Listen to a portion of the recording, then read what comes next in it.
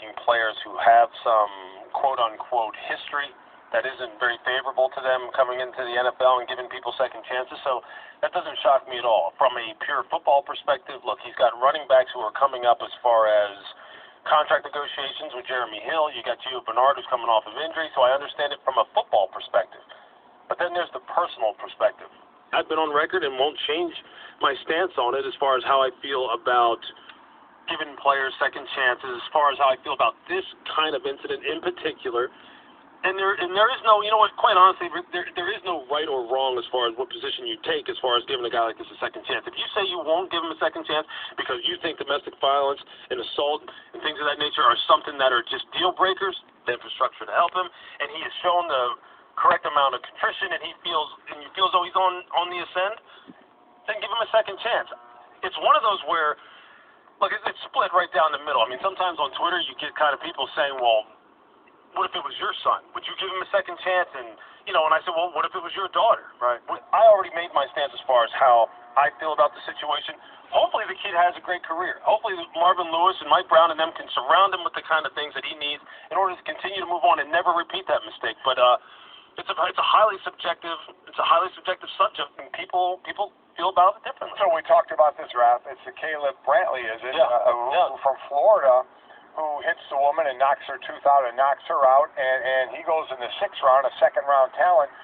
What did you think of that, of Cleveland saying we took him, but we may release him pending more information? It's another one that I know would have been off our boards as well. Sure. But to take him and then almost immediately say, well, we took you, but we're not sure we're going to hang on to you. Yeah, you know, why even put yourself through that kind of scrutiny where now people are going, well, didn't you know all the information? Didn't you do enough homework? Didn't you not vet this situation out clearly enough? And, you know, is your scale that much of a sliding scale to where now not only do you consider taking players like that, but then after the fact you're so, you know, you'll just flippantly say, well, maybe we'll just cut him anyway because we don't really want him. I just think you should be a little bit more prepared than that and be really ready to kind of like make a definitive decision on a player like that. It's just not a good look. It doesn't make you look like you did the kind of homework that you need to have done, and that's not something really Cleveland needs. It never happened before. People will give you 5 examples Right. you can't think of. But I guess when something comes this close to the draft, you know, you say to yourself, maybe there will turn out to be some. I mean, you have to put the allegedlys in all the right places there.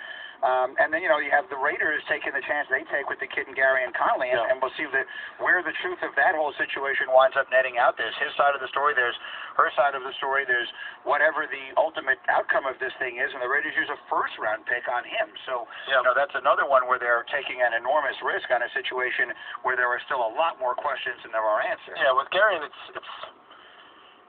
you know, his character coming into the draft, no one had any questions about. Like being picked in the first round without a doubt. So this one was one of those where, you know, I don't want to say you're looking for reasons to justify taking him, but you're trying to give the guy the benefit of the doubt without being disrespectful to the situation overall, because you never want to take anyone's situation lightly, especially in something like, in a case like that. You know, obviously where he had already slid to, had already said it's not worth it.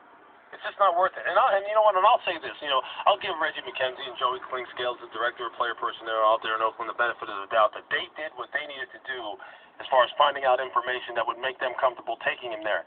So we're post-draft now. We get ready with the OTAs and the mini camps, and we still have players out there, a player like a Jay Cutler and a player like Colin Kaepernick. What's going on with teams now as they try to decide if they should bring them in, and do you think there should be what team should bring them in? Yeah, I think you'll kind of like move through rookie minicamp, get on into OTAs, veteran minicamps, and really just try and ascertain what do you really have right now before you decide on guys like Jay and Colin, because I mean both of them.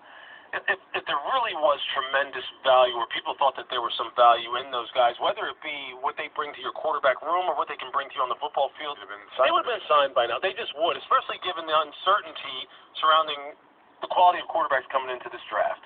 Even though I think in the end, like I said earlier, though, maybe teams thought a little bit more highly about these quarterbacks than we thought, or they look at the veteran quarterback market and go, we don't want anything to do with that, so much so that we're going to like move up and take these young kids because we just want to get one of them, which again doesn't bode well for the veterans. I don't know where either of those two really